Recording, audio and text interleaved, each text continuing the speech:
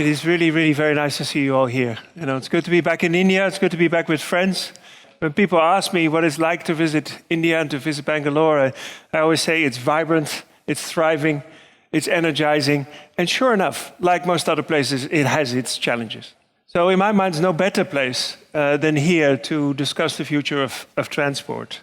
And events like this for us as a company are so incredibly important because they give us an opportunity to work and be with others, to exchange ideas, to discuss solutions to issues that we want to overcome and change, and to work together, especially in the time of today where we're facing such significant change. A time when the world is trying to address an ever-growing demand for energy, and at the same time needs to move to a lower carbon and cleaner energy system. A time when everyone, from countries to companies to individual customers and consumers, must play their part in reducing carbon emissions and, of course, so prominent in India, improving air quality. And we all have a chance in that regard to shape the future, and the outcomes will even be better when we work together. Shell and India have a long history of partnership. On the 31st of March 2017, and I know many of you here today were then here also, we opened this center, and today it's one of Shell's top centers for research and development across the world. We're very proud of the work we do in India, and we see the country as a hub for innovation, a center for the very best talent, and a country that is a vital part of Shell's future growth. Change, of course, is taking place in India at an extraordinary rate. Consider India's significant economic growth, even today, its rapid urbanization, and its ambitious space program, for example. I was in New York a few weeks ago during the UN Climate Summit.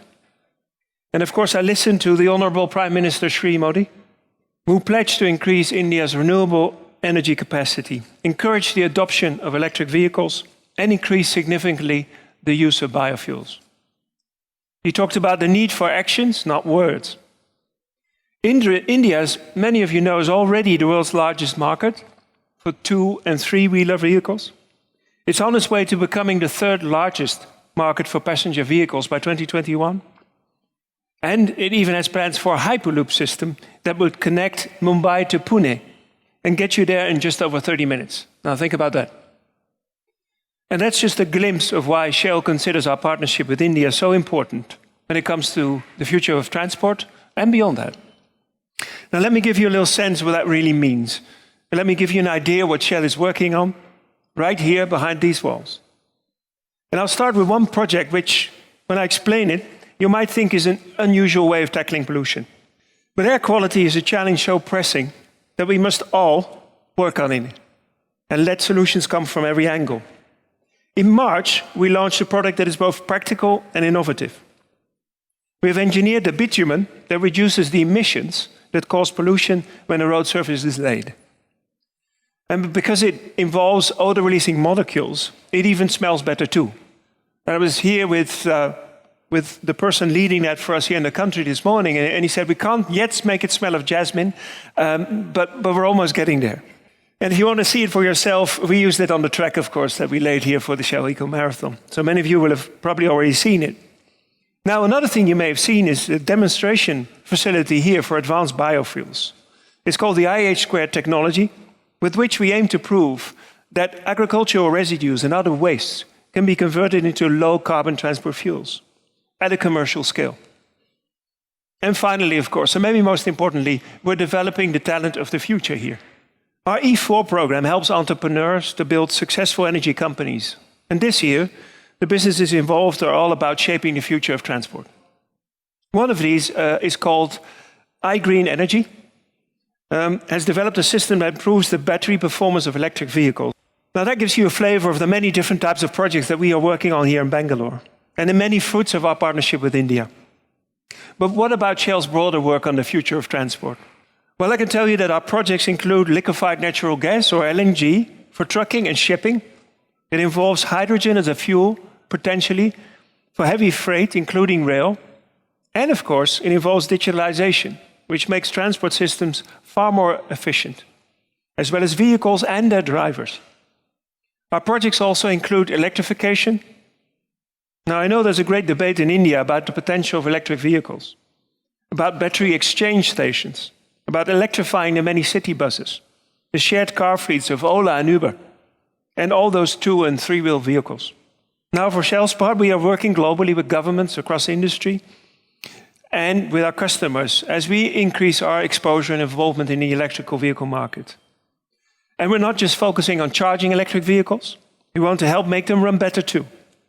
So we're working with some of the large car manufacturers across the world, including Mahindra, on a range of fluids for electric vehicles. Shell e-fluids were launched in May and are designed to improve vehicle performance, extend battery range, and increase the lifespan of crucial components.